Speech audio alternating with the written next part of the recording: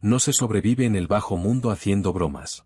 Pero cuando el jefe de la familia Castello contrató a una mujer callada, vestida con una chaqueta de mezclilla desgastada, para que fuera su sombra personal, todos se rieron. Pensaron que era una broma, un escudo humano hecho de cristal, pensado para insultar a sus capós, demasiado precavidos. Dejaron de reír la noche en que 6 pistoleros armados entraron a un salón privado del Hotel Belmont, y solo ella salió caminando. Ella no era una broma. Ella era la ejecutora. Leo Castello odiaba los jueves. Los jueves eran para la contabilidad, y en una organización criminal, contabilidad significaba encerrarse en un cuarto sin ventanas, respirar humo de puro reciclado, y escuchar a hombres de cuello grueso mentir sobre por qué sus sobres pesaban menos de lo debido. Hoy era peor que un jueves normal. Hoy, además, tenía que reemplazar a Tommy. Tommy había sido la sombra personal de Leo durante 5 años. Medía casi 2 metros, estaba construido como una pared de ladrillo, y era completamente incapaz de pensar por sí mismo. Era exactamente lo que un jefe de mafia necesitaba en un guardaespaldas. Por desgracia, el martes por la mañana Tommy había bajado del Lincoln blindado de Leo y recibido 3 balas de alta velocidad en el pecho. Leo había sobrevivido solo porque el cuerpo enorme de Tommy, al caer, había trabado la puerta del auto. Ahora Leo estaba sentado en la oficina trasera de una empacadora de carne de lujo que usaba como fachada, aguantando un dolor de cabeza que sentía como una tormenta eléctrica localizada detrás del ojo derecho. Su subjefe, un hombre nervioso llamado Dom, hacía desfilar a los candidatos por la pesada puerta de acero. El siguiente, ladró Dom, pasándose una mano por la cabeza calva. La puerta crujió al abrirse. Leo no levantó la vista del libro de cuentas sobre su escritorio. Esperaba el golpe pesado de botas de combate, o el olor abrumador de colonia barata que solía acompañar a esos matones. En cambio, escuchó el chirrido suave, casi imperceptible, de suelas de goma gastadas sobre el concreto. Leo alzó la mirada. En la puerta estaba una mujer. Medía tal vez 1,67 m, hundida en una chaqueta de campaña militar excedente que había visto mejores décadas. Su cabello estaba recogido en un moño severo y desordenado. No caminaba con el pecho inflado de un matón de barrio. Simplemente se quedó ahí, perfectamente inmóvil, con las manos descansando tranquilas en los bolsillos. Se veía cansada. Cansada hasta el alma, hasta los huesos. ¿Qué es esto?, preguntó Leo, su voz un raspado grave y bajo en el cuarto silencioso. Don parpadeó, miró su portapapeles y luego a la mujer. La agencia mandó una lista. Estaba en la sala de espera con los demás. Pensé que era una postulante de oficina que se había perdido. No estoy perdida, dijo la mujer. Su voz era plana, sin ninguna inflexión. No sonaba a la defensiva. Era simplemente una afirmación de hecho. El letrero de afuera decía: se buscan candidatos para seguridad y logística. Necesito un trabajo. Leo se recostó en su silla de cuero, que crujió en protesta. La estudió. Sin maquillaje. Ojeras oscuras bajo unos ojos de un extraño color avellana turbio. Ella lo miraba no como al temido jefe del sindicato más grande de la ciudad, sino como quien mira un tren retrasado. Un inconveniente. Seguridad y logística, repitió Leo, probando las palabras. ¿Sabes quién soy? Eres el tipo con la silla vacía en el pasillo y la mancha de sangre en el tapizado, dijo ella. Lo cual significa que tu último hombre no hizo bien su trabajo. Y ahora necesitas uno nuevo. Dom resopló, dando un paso adelante, la cara enrojecida. Escúchame bien, cariño. Esto no es un trabajo de guardia de centro comercial. Un mal paso con nosotros, y terminas en un basurero. Vete a casa. La mujer no miró a Dom. Mantuvo los ojos fijos en Leo. Me llamo Kim. No bebo. No duermo mucho. No hago preguntas. Y necesito el dinero. Leo debió haberle dicho a Dom que la sacara. La familia Castello estaba en medio de una guerra de territorios a fuego lento con los hermanos Greco. Los coches bomba estaban reemplazando a los apretones de manos. La paranoia era la moneda de los débiles. Necesitaba un muro de músculo, un elemento disuasivo, un monstruo parado detrás de su silla que hiciera que la gente lo pensara 2 veces antes de meter la mano en el saco.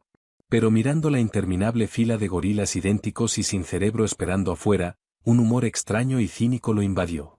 Los Greco esperaban que contratara a un mercenario. Sus propios hombres esperaban que contratara a un tanque. Estaba harto de la puesta en escena. Estaba harto de las jugadas de ajedrez predecibles de esta vida. Dale el trabajo, dijo Leo. Dom se quedó helado. Jefe, vamos. Está bromeando. Los Greco te están disparando en pleno día. Ella pesa 59 kilos empapada. Dale la pistola de Tommy y el horario de Tommy, dijo Leo, poniéndose de pie y tomando su abrigo. Pasó junto a Kim, deteniéndose una fracción de segundo para captar un aroma a café rancio y lluvia en su chaqueta. ¿Manejas, Kim? Manejo, dijo ella. Bien. Mi auto está atrás. Trata de no hacer que me maten. Me arruinaría la semana. Leo salió, dejando a Dom con la boca abierta, mirando a la pequeña mujer parada en el centro de la oficina del matadero. Fue una broma, un dedo medio levantado hacia los Greco, y una prueba de su propia intocabilidad. Que lo vieran caminar con una mujer flacucha. Que se preguntaran si había perdido completamente la cabeza, o si simplemente tenía tanta confianza. No esperaba que ella durara ni una semana. 3 semanas después, la broma se estaba desgastando, principalmente porque Kim se negaba a actuar como tal. No intentaba demostrar nada. No se compró un traje. Cambió la chaqueta militar por un abrigo negro sencillo, y eso fue todo lo que se integró a la familia Castello. Era simplemente un fantasma que rondaba la periferia de Leo. Cuando viajaban en la parte trasera del auto, ella no hablaba a menos que le hablaran. Cuando Leo tenía reuniones en reservados de restaurantes tenuemente iluminados, negociando extorsiones, sobornos y, ocasionalmente, sangre, ella se quedaba parada en la esquina. No se sobresaltaba cuando las voces se alzaban. No apartaba la mirada cuando Leo rompía casualmente la nariz de un hombre con un cenicero de vidrio pesado por una deuda de juego. Leo la observaba a ella observarlo a él. La mayoría de la gente, incluso los criminales más curtidos, tenía algún gesto revelador cuando estallaba la violencia, una microexpresión de asco, un tic de miedo, una tensión en la mandíbula. Kim no tenía nada. Miraba a un hombre sangrar sobre una alfombra persa con el mismo interés desapegado con que alguien mira secarse una capa de pintura. Era inquietante. ¿No te gusta la sangre, Kim? Le preguntó Leo una noche. Estaban en la sección VIP de un club que Leo era dueño. El bajo retumbaba a través del piso, haciendo vibrar los vasos de cristal sobre la mesa. Ella estaba de pie junto a su reservado, escaneando a la multitud. No lo miró. No tengo opinión al respecto. Es solo plomería. ¿Plomería? Leo reflexionó, haciendo girar un vaso pesado de bourbon entre las palmas. ¿Sabes? Dom hace apuestas sobre cuándo vas a renunciar. Cree que la primera vez que veas un tiroteo de verdad, te vas a desmayar. Dom solo funciona por la boca, respondió Kim con calma. Yo no confiaría en sus deducciones cognitivas. Leo soltó una carcajada corta, casi un ladrido. Era la primera vez que se reía en meses. La risa se cortó de golpe con el sonido de vidrio rompiéndose. Al otro lado del salón VIP, una partida de póker de altas apuestas se había puesto tensa. Uno de los recaudadores de nivel medio de Leo, un chico nervioso llamado Russo, le gritaba a un socio rival. La música del club estaba fuerte. Pero el cambio repentino y agudo en la atmósfera del cuarto cortó a través del ruido. La estática de la violencia inminente. Leo no se movió. Solo observó. Este era su club. Sus hombres debían encargarse. Russo, drogado con algo sintético y barato, pateó su silla hacia atrás. Metió la mano dentro de su saco a la medida. Sucedió en el lapso de un respiro. Dom, que estaba parado cerca de la barra, dejó caer su trago y manoteó torpemente en busca de su arma, moviéndose como si estuviera bajo el agua. Leo se preparó para el estallido ensordecedor de un disparo. Pero Kim ya no estaba a su lado. No corrió. Fluyó. Se deslizó entre los cuerpos dispersos y aterrados de los clientes del club con una eficiencia aterradora. Para cuando Russo tenía su revólver de cañón corto fuera de la funda, Kim ya estaba de pie ligeramente detrás de su hombro derecho. No gritó ninguna advertencia. No sacó su propia arma. Simplemente extendió la mano, tomó la muñeca de Russo con la izquierda, y clavó el talón de su palma derecha con fuerza en el pliegue del codo. Se escuchó un crujido seco y nauseabundo, audible incluso sobre el bajo pesado. Russo ni siquiera tuvo tiempo de gritar antes de que la mano de Kim subiera, sus dedos aferrando la nuca del hombre. Kim caminaba ligeramente adelante de Leo, sus ojos recorriendo las rejillas de ventilación en el techo, las lámparas, el espacio bajo las puertas dobles. Llegaron a la entrada. Dom empujó la puerta derecha con el cañón de su arma. El cuarto era enorme, bañado en el resplandor anaranjado de las luces de la ciudad filtrándose por los ventanales de piso a techo. Una larga mesa de vidrio estaba en el centro. Sentado en la cabecera de la mesa estaba Pali Greco. Estaba muerto. Su cabeza descansaba en un charco de sangre seca sobre el vidrio. La ofrenda de paz no había sido una trampa de los Greco para Leo. Era una trampa para ambos, tendida por alguien más. Jefe, Dom empezó a dar un paso atrás. Tip. El sonido fue diminuto. Un disparo silenciado. El hombre parado a la izquierda de Leo se dobló por la mitad, un agujero limpio apareciendo en su garganta. Cayó, la sangre salpicando el papel tapiz costoso. ¿Emboscada? Rugió Dom, disparando a ciegas hacia las sombras al fondo del cuarto. Estalló el caos. Más disparos silenciados llovieron desde el mezanine que dominaba el comedor. El vidrio se hizo añicos. Los dos hombres de Castello restantes quedaron acorralados detrás de un sofá de piel pesado, devolviendo fuego con ráfagas ensordecedoras y sin silenciador que perforaban el tablaroca. Leo sacó su arma, lanzándose detrás de una columna de mármol justo cuando una línea de balas atravesó el yeso donde había estado su cabeza un segundo antes. Revisó su cargador, el corazón golpeándole las costillas. Estaba atrapado. Dom gritaba, sangrando por un rasguño en el brazo, acorralado detrás de una credenza volcada. Había al menos 6 tiradores, terreno elevado, fuego cruzado. Estaban muertos. Se había acabado. Entonces Leo vio a Kim. No se había cubierto con ellos. Cuando sonó el primer disparo, se había movido lateralmente, desapareciendo en las sombras profundas cerca de la entrada de la cocina. Leo se arriesgó a mirar alrededor de la columna. 2 hombres fuertemente armados con equipo táctico negro avanzaban por el flanco izquierdo, moviéndose para rodear la posición de Dom. Antes de que Leo pudiera apuntar, una sombra se despegó de la pared detrás de los hombres que avanzaban. Kim no disparó. Se movió en silencio, cerrando la distancia con una velocidad aterradora. Tomó un pesado atizador de hierro fundido de la chimenea al pasar. Lo balanceó una vez. Conectó contra la parte trasera de la rodilla del primer hombre. La articulación se dobló con un crujido nauseabundo. Mientras el hombre caía, Kim no se detuvo.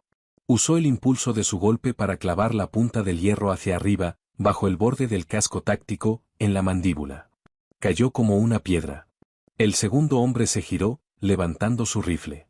Kim ya estaba dentro de su guardia. Agarró el cañón caliente del rifle, redirigiéndolo hacia arriba justo cuando disparó una ráfaga al techo.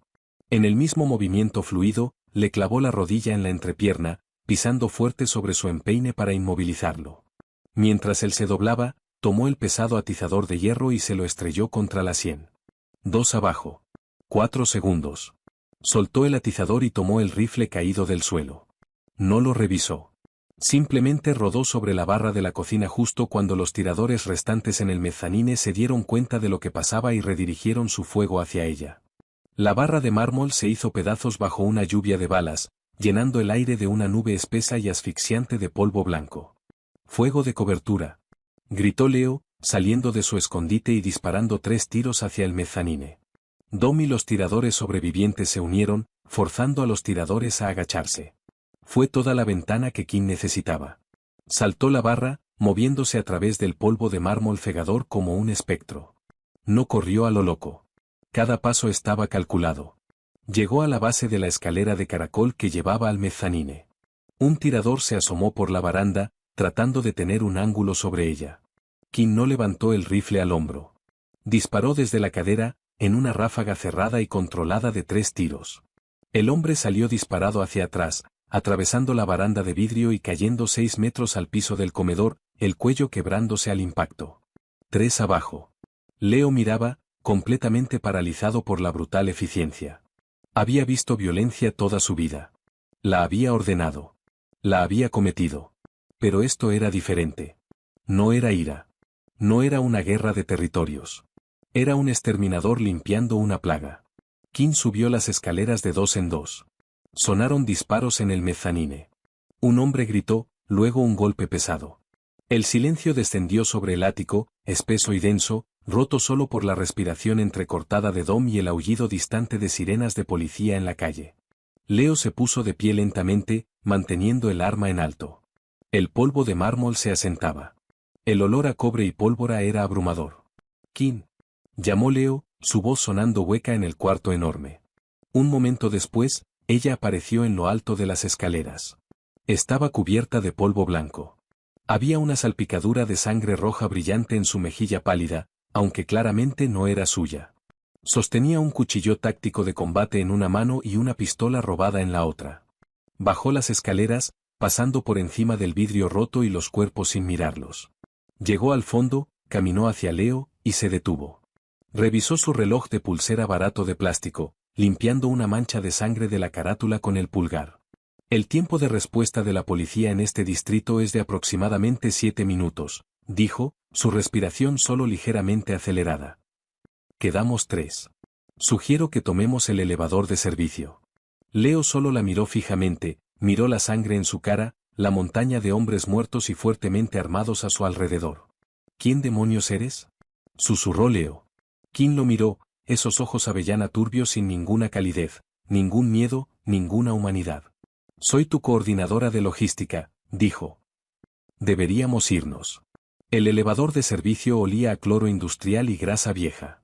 Rechinó su camino hacia abajo por 42 pisos con un gemido mecánico agonizante.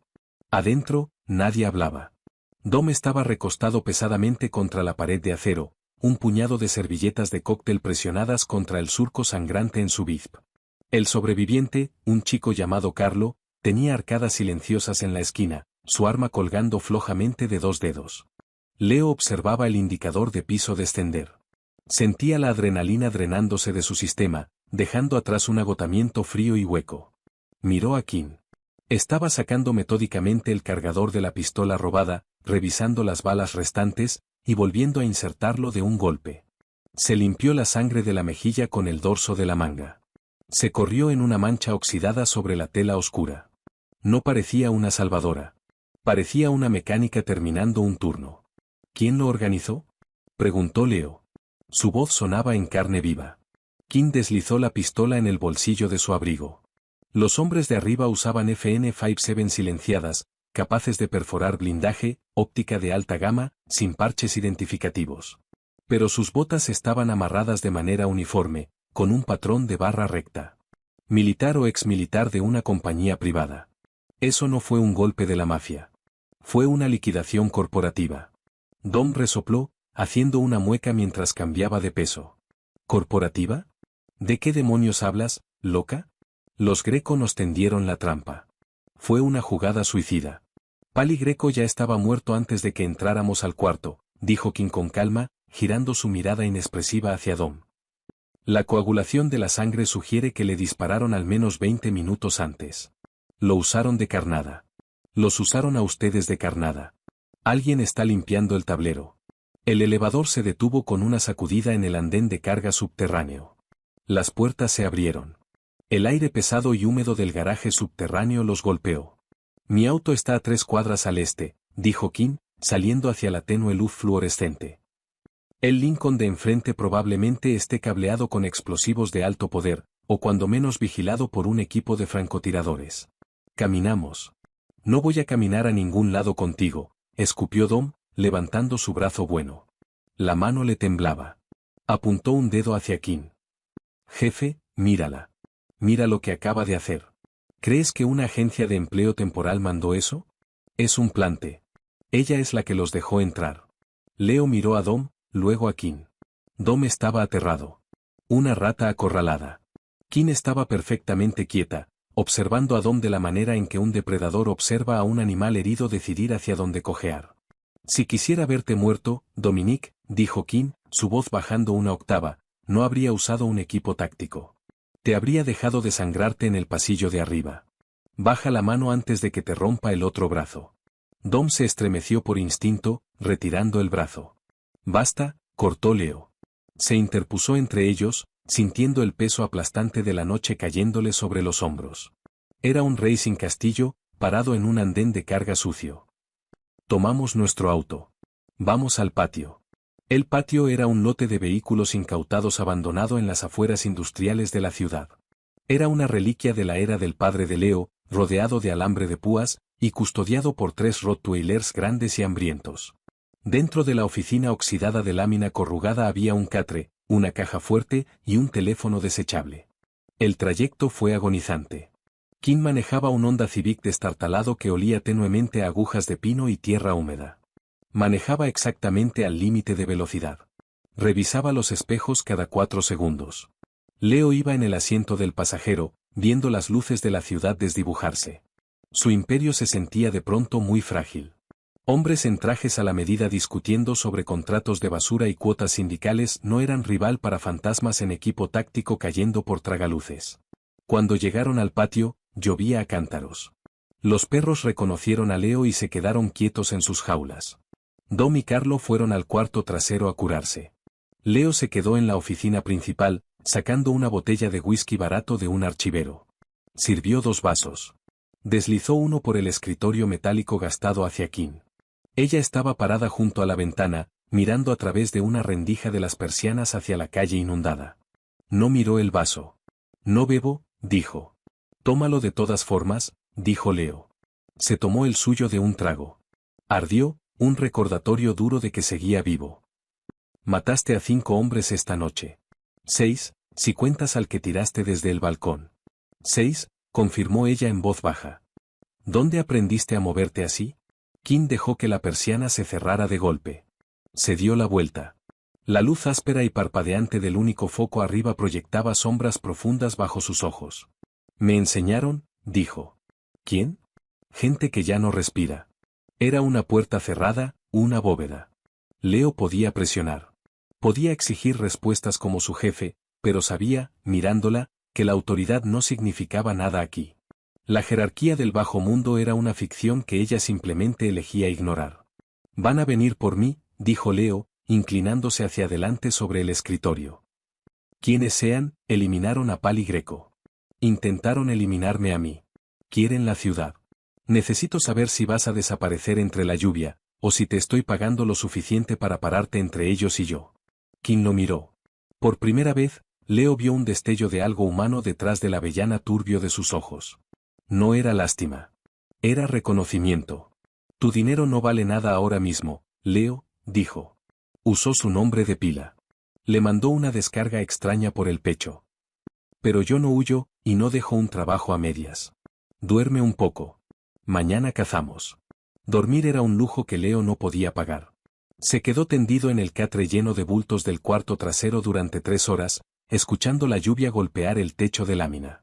Cada vez que cerraba los ojos, veía al pistolero doblándose por la mitad. Veía el polvo blanco de mármol. Veía a Kim moviéndose a través de la neblina como un depredador supremo en pasto alto. A las 4 de la mañana se dio por vencido. Bajó las piernas del catre, las costillas doliéndole por los moretones del Kevlar, y caminó de regreso a la oficina principal. Kim estaba sentada en la misma silla giratoria que había ocupado horas antes. No se había quitado el abrigo. Estaba sentada perfectamente derecha, una Glock 19 desarmada, extendida sobre un trapo sucio en el escritorio. Limpiaba el cañón con un hisopo y solvente, el olor a Oppes número 9 cortando a través del moho húmedo del cuarto. Tampoco duermes, notó Leo, apoyándose en el marco de la puerta. El sueño es una vulnerabilidad, murmuró ella, revisando cuidadosamente el percutor. Prefiero descansar en ciclos breves. 20 minutos son suficientes. Leo caminó y arrastró una silla plegable hasta sentarse frente a ella. Observó sus manos. Eran pequeñas, pero cubiertas de un mapa de cicatrices finas y pálidas, marcas de quemaduras en los nudillos, una línea blanca irregular subiendo por su muñeca izquierda, desapareciendo bajo el puño de su suéter. Eran las manos de alguien que había sido quebrado y vuelto a armar con puntadas ásperas.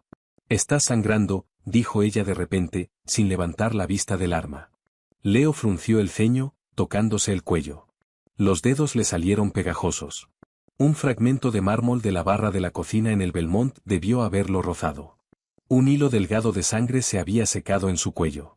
Antes de que pudiera reaccionar, Kim puso el percutor sobre el escritorio. Se agachó hacia una pequeña bolsa de lona a sus pies y sacó un botiquín básico de primeros auxilios. Se puso de pie, rodeó el escritorio y se detuvo frente a él. Quédate quieto, ordenó. Leo se quedó helado. Su cercanía era desconcertante. Ella olía a pólvora, lluvia, y algo inherentemente limpio, como acero frío. Rasgó una toallita con alcohol. Esto va a arder, dijo. Presionó la toallita contra su cuello. Ardió como fuego. Leo apretó los dientes, negándose a moverse. Kim estaba lo suficientemente cerca como para que él pudiera ver la leve irregularidad de su respiración. Pudo ver una pequeña cicatriz en forma de media luna justo debajo de su clavícula izquierda, visible donde su camisa se abría un poco. No era una máquina. La comprensión lo golpeó con un peso extraño y pesado. Ella sangraba sus propios fantasmas, escondiéndolos detrás de un muro de apatía absoluta. ¿Por qué tomaste este trabajo, Kim? Preguntó Leo suavemente, la distancia entre ellos reduciéndose a centímetros. No te importa el dinero. Tú misma lo dijiste. La mano de ella se detuvo en su cuello. Por una fracción de segundo, sus ojos se encontraron con los de él. Estaban cerca. Demasiado cerca. El jefe cínico de la mafia y la asesina atormentada, existiendo en el vacío de un mundo arruinado. Porque estar sentada en un cuarto silencioso es demasiado ruidoso, dijo ella, su voz apenas un susurro. Necesito el ruido. Necesito la estática. Tu mundo es muy ruidoso. Le pegó una curita de mariposa sobre el corte. Sus dedos se demoraron un latido sobre su piel. No fue una caricia. Fue una evaluación táctica de su pulso. Pero ardió más que el alcohol. Ella dio un paso atrás abruptamente, el muro volviendo a cerrarse de golpe. Tenemos un problema, dijo, volteándose de nuevo hacia el escritorio y armando rápidamente la Glock. ¿Además del ejército privado que trata de matarme? Sí. Dominique. La mandíbula de Leo se tensó. Dom es un idiota, pero ha estado con mi familia 20 años. Es leal. La lealtad es una métrica cambiante, dijo Kim, deslizando el cargador dentro de la empuñadura con un chasquido seco. Revisé el registro de llamadas del teléfono desechable mientras fingías dormir. Dominique hizo 2 llamadas desde el baño hace 1 hora. Los números estaban encriptados. Se enrutaban a través de un servidor extraterritorial. Leo sintió una piedra fría caer en su estómago. Está llamando a un doctor. Tiene el brazo infectado. Estaba susurrando, Leo, y cerró la puerta con seguro. Kim lo miró. El equipo táctico en el Belmont sabía nuestra hora exacta de entrada. Sabía el piso.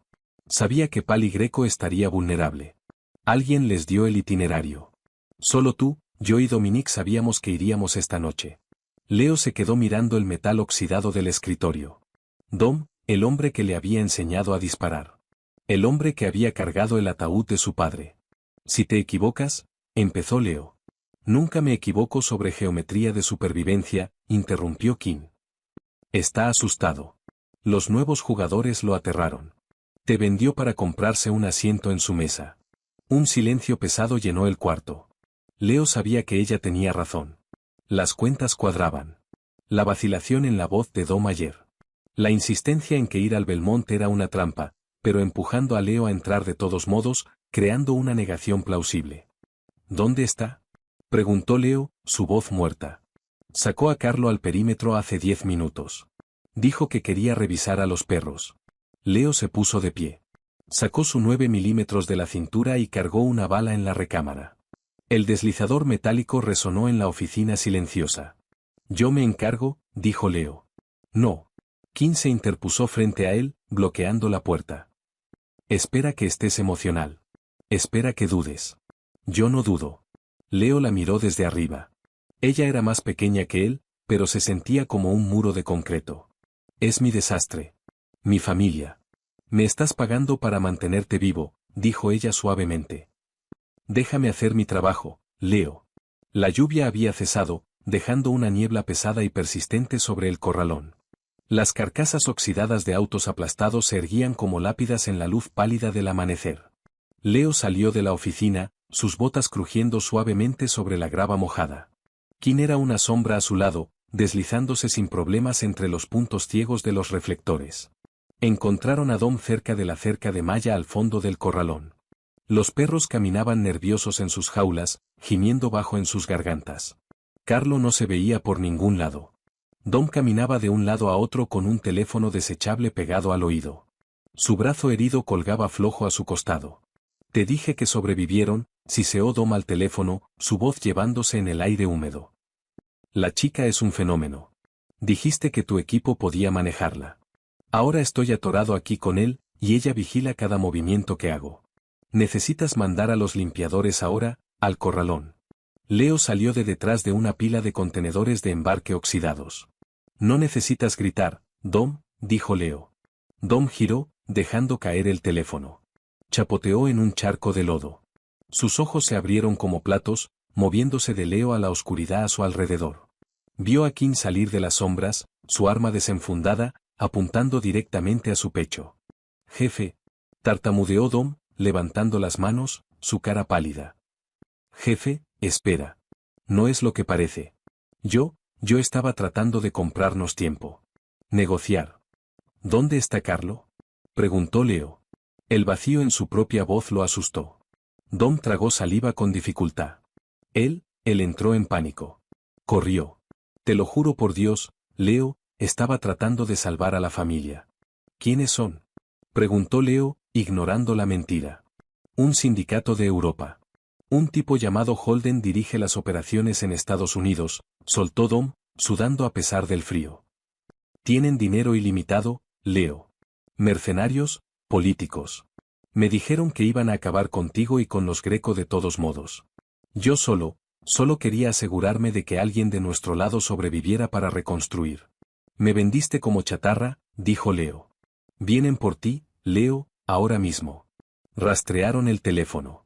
El pánico de Dom finalmente lo quebró. Se lanzó hacia su propia arma, sacándola torpemente de la funda con su brazo bueno. Nunca la liberó del todo. 2 disparos silenciados tosieron entre la niebla. Tip, tip. Las rodillas de Dom cedieron.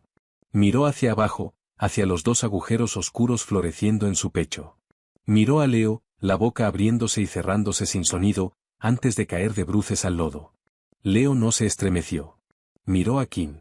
Su arma seguía en alto. Ni había parpadeado. No dejaste que la sacara, dijo Leo en voz baja. No creo en las peleas justas, respondió Kim, bajando el arma.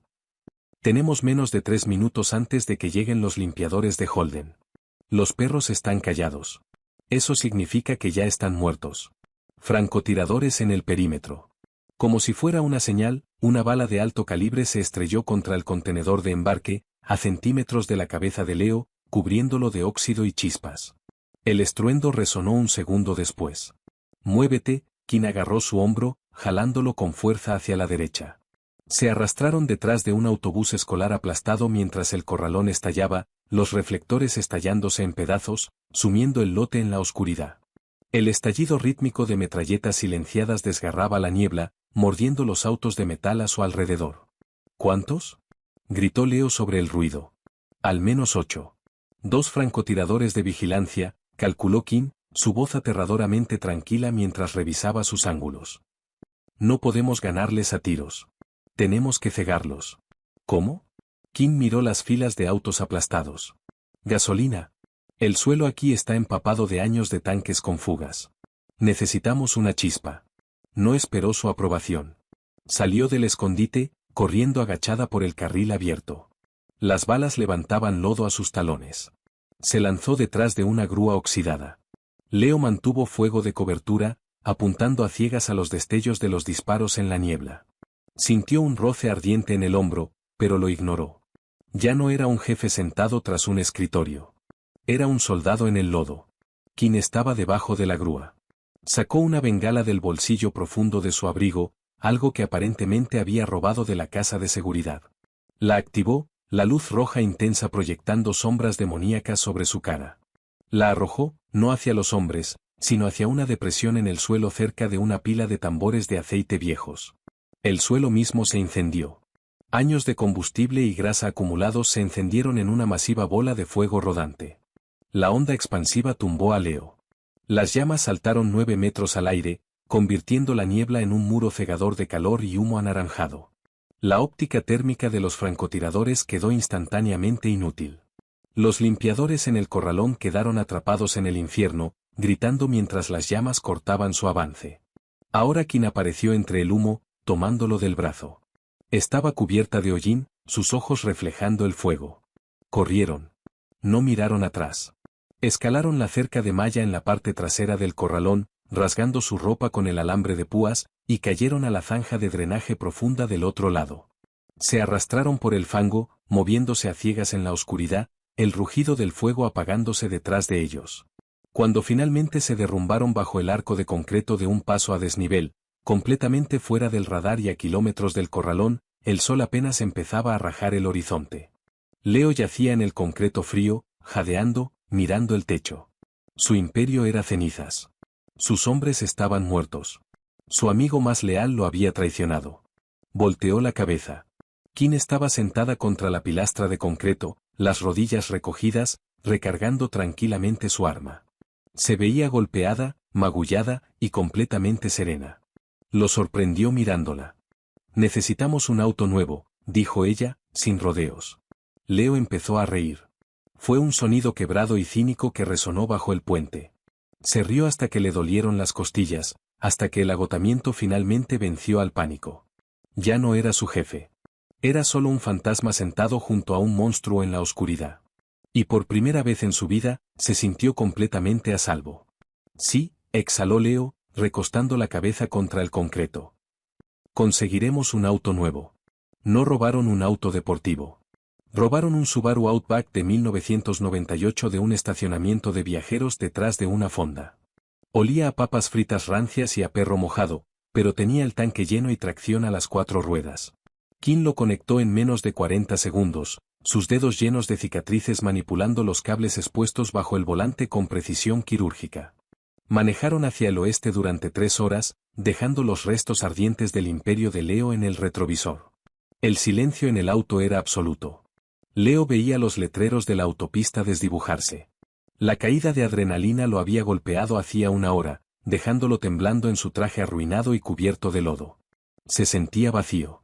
Sus hombres estaban muertos. Su territorio se había ido.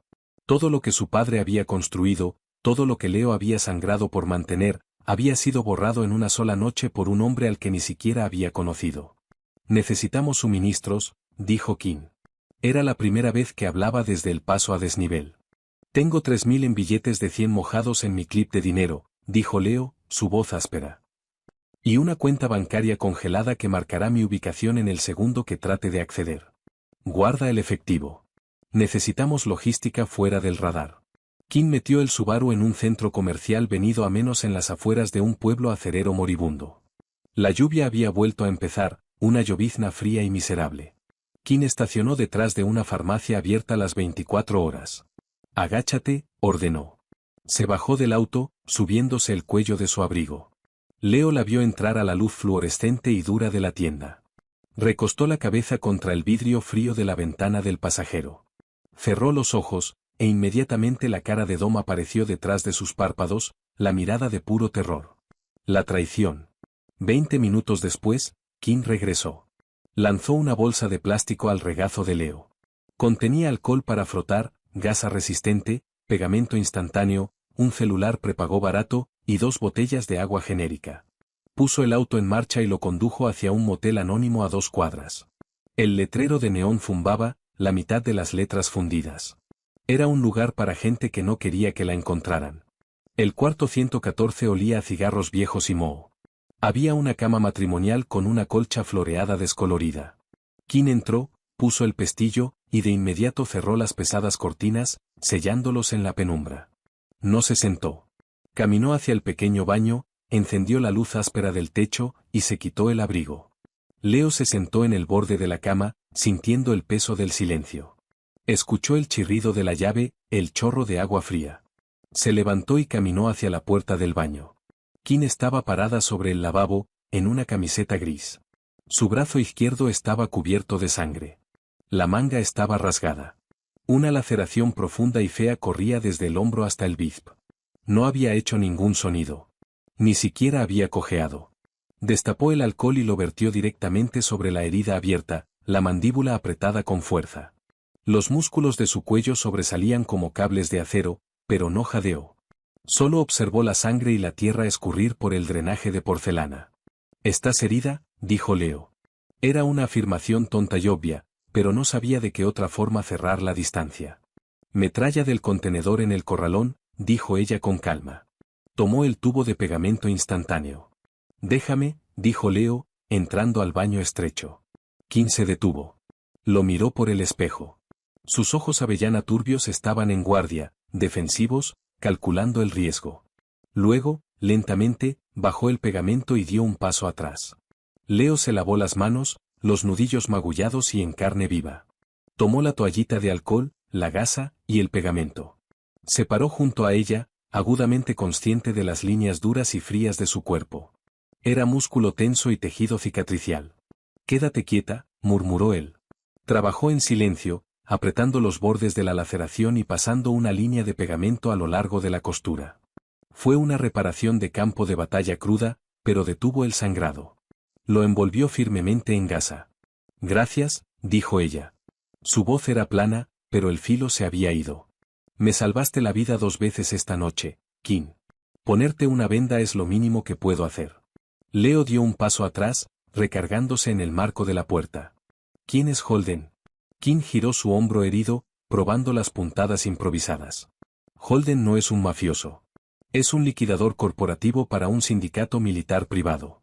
Cuando un cártel extranjero o un gobierno rebelde quiere expandirse a un nuevo territorio, no mandan matones con bates de béisbol. Contratan a Holden.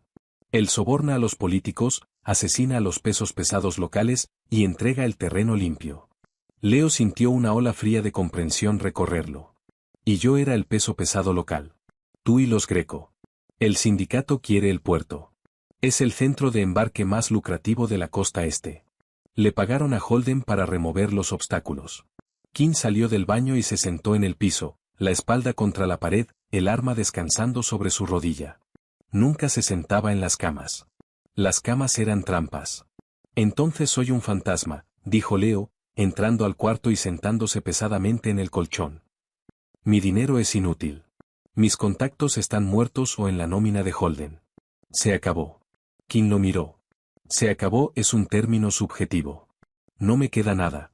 «Me tienes a mí», dijo ella simplemente. Leo la miró fijamente en la luz tenue. Ella no ofrecía consuelo. Estaba señalando un activo táctico. «¿Por qué?», preguntó Leo. «Tu contrato es nulo. No me debes nada. Podrías salir por esa puerta y desaparecer. ¿Por qué quedarte?».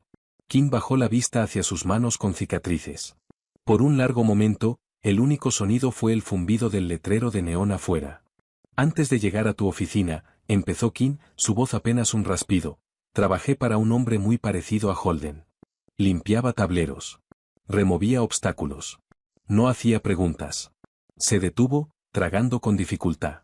«Luego hice una pregunta, y mataron a todos los que conocía. Quemaron mi vida hasta los cimientos para darme una lección».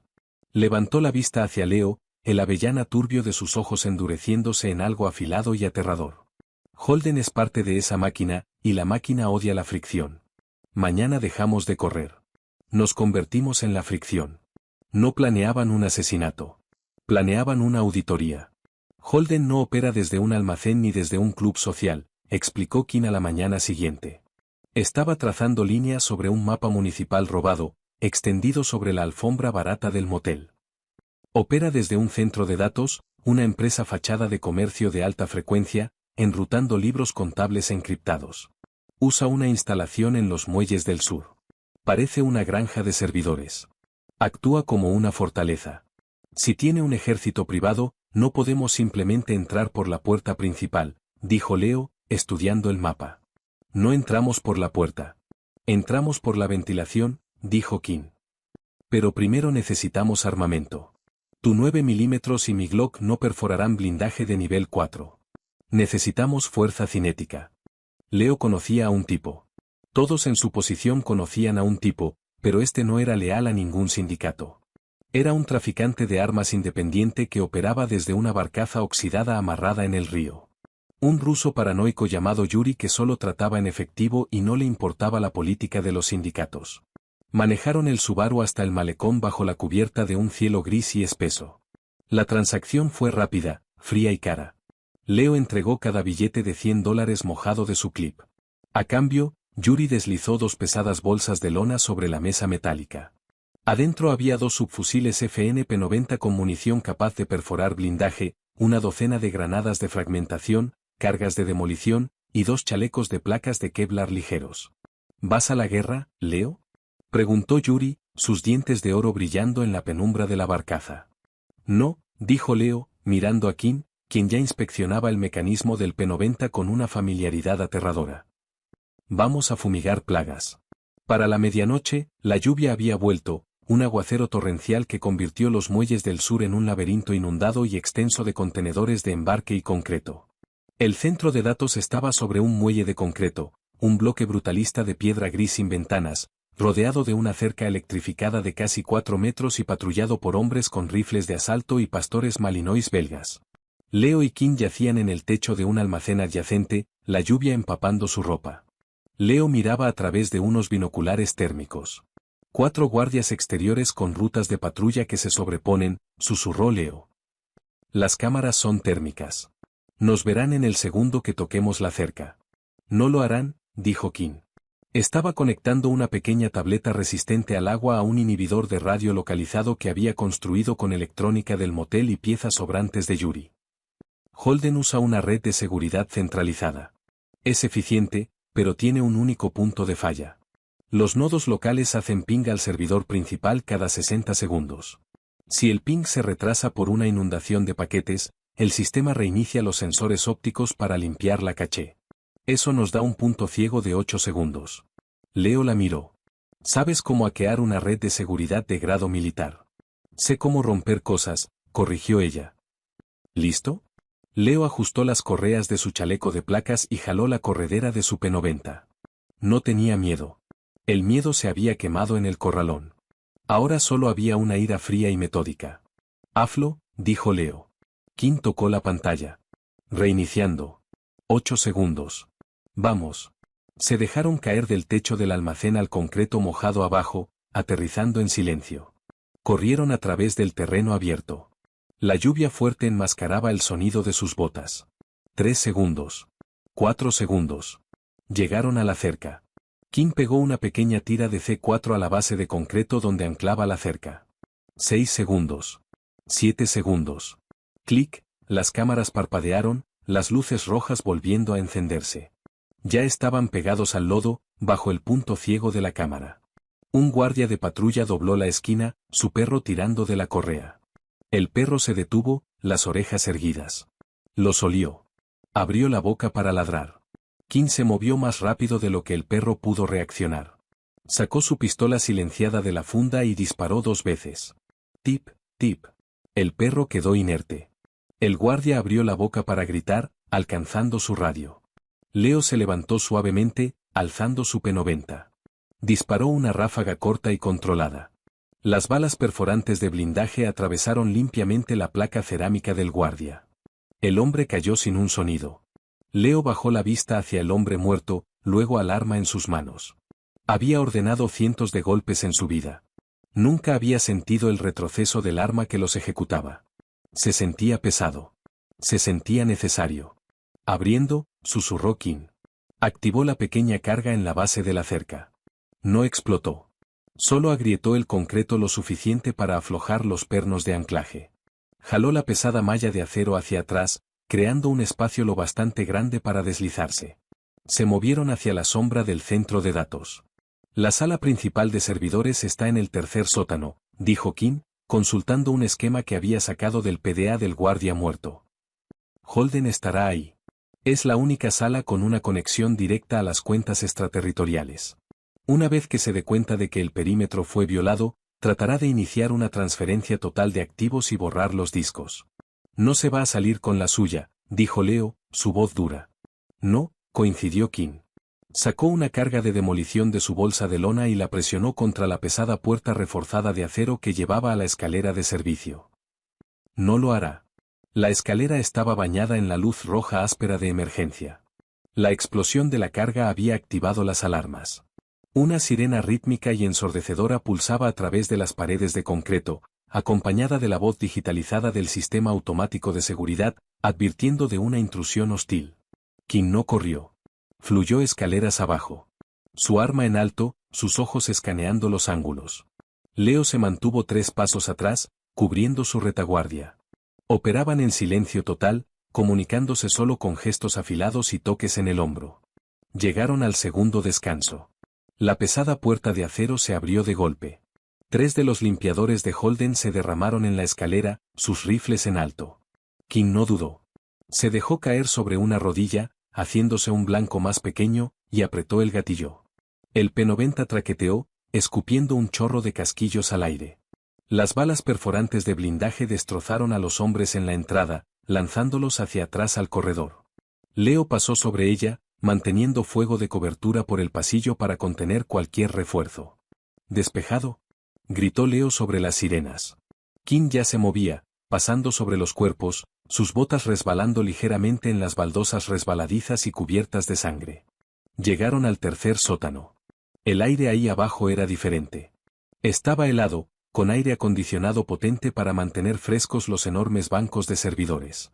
El ruido de los ventiladores de enfriamiento era un rugido continuo y ensordecedor que se tragaba las sirenas. Se pararon frente a un par de puertas de vidrio reforzado. Más allá estaba la granja de servidores, un cuarto cavernoso e inmenso lleno de torres negras de racks parpadeando en luces azules y verdes. Al fondo del cuarto, detrás de una consola de comando elevada de vidrio, había un hombre en un traje gris a la medida. Tecleaba frenéticamente en un teclado. 4 guardias fuertemente armados formaban un perímetro alrededor de la consola. «Holden», susurró Leo, reconociendo el rostro de un expediente que Dom le había mostrado semanas atrás. «Está transfiriendo los fondos», dijo King. «Tenemos 90 segundos antes de que las cuentas se cierren y los discos se borren». «¿Cómo lo jugamos?», preguntó Leo. King lo miró. Metió la mano en su chaleco y sacó una granada de fragmentación. Sacó el seguro, sosteniendo la palanca con el pulgar. «Fuerte», dijo. Pateó las puertas de vidrio para abrirlas y lanzó la granada alto en el aire. Voló en arco sobre los racks de servidores, aterrizando perfectamente en el centro de los 4 guardias. «¡Granada!», gritó uno de los hombres. La explosión desgarró el aire helado. La metralla destrozó el vidrio costoso de la consola de comando y perforó los racks de servidores, mandando chispas cascadeando como una cascada. Antes de que el humo se disipara, King ya estaba adentro. Se movió por los pasillos angostos entre los servidores como un fantasma. Un guardia, sangrando por la explosión, tropezó hacia el pasillo, levantando su arma. King no disparó. Cerró la distancia, agarró el cañón de su rifle, y clavó la culata de su P-90 hacia arriba, en la garganta del hombre. Mientras él se derrumbaba, desenfundó su pistola y le disparó 2 veces en el pecho. Leo tomó el flanco derecho, su arma en alto. Un guardia salió de detrás de un rack, disparando a ciegas. Las balas chispeaban en el metal a centímetros de la cara de Leo. Leo salió, cuadró los hombros, y disparó una ráfaga de 3 tiros. El guardia cayó hacia atrás. La sala de servidores era un caos estroboscópico de chispas, destellos de disparos, y el parpadeo constante y azul de los discos duros sobrevivientes. King llegó a la plataforma elevada. Los 2 guardias restantes se pararon frente a Holden, sus armas apuntando a las escaleras. King no bajó la velocidad. Se lanzó en un deslizamiento, patinando sobre el piso pulido. Mientras se deslizaba, disparó su P-90 con una sola mano, quitándole la rodilla al guardia de la izquierda. El hombre gritó, colapsando. Ella se levantó del deslizamiento sin problemas, arrojando a un lado el subfusil vacío, y sacando su cuchillo de combate con la mano izquierda, su pistola en la derecha. El último guardia giró su rifle hacia ella. Ella desvió el cañón con el marco de acero pesado de su pistola, y clavó el cuchillo hacia arriba, encontrando el hueco en su blindaje corporal justo bajo la axila. La hoja se hundió hasta el mango. La giró, la sacó, y empujó al hombre moribundo a un lado.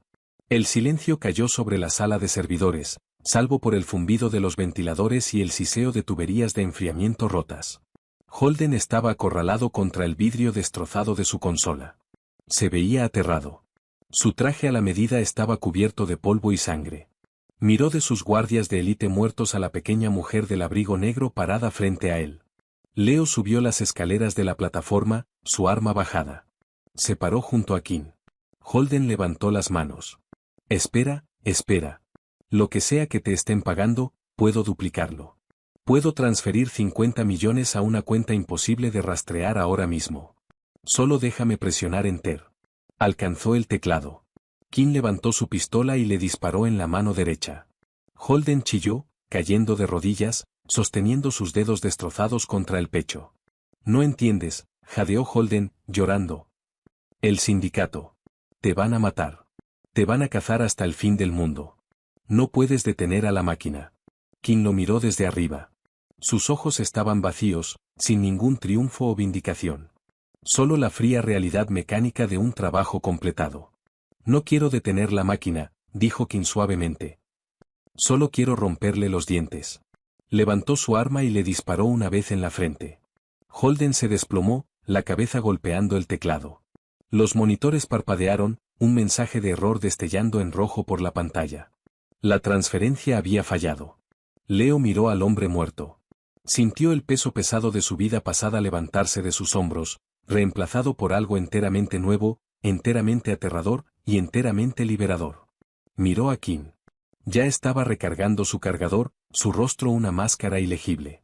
Entonces, dijo Leo, su voz resonando en el cuarto enorme. ¿Y ahora qué? King deslizó el cargador en su lugar. Miró alrededor de la sala de servidores en ruinas, luego finalmente lo miró a él. Necesitamos un auto nuevo, dijo. Leo sonrió, una sonrisa genuina, cínica, completamente agotada. Yo manejo, dijo. Salieron juntos de la sala de servidores helada, pasando sobre los escombros, dos fantasmas desvaneciéndose de nuevo en la estática de un mundo violento. Ya no tenían un imperio. Pero tenían algo mucho más peligroso. Se tenían el uno al otro. Si este brutal descenso al bajo mundo te mantuvo al borde del asiento, dale like para que el algoritmo sepa que quieres más de esta crudeza. Comparte este vídeo con alguien que ame las historias donde los más callados son los más letales. Y si quieres más narrativas humanas, cargadas de acción, que no se guardan nada y evitan los clichés, suscríbete y activa la campanita para que no te pierdas ningún capítulo. Deja tu comentario abajo. ¿A quién contratarías como tu sombra? Mantente alerta, y nos vemos en el próximo vídeo.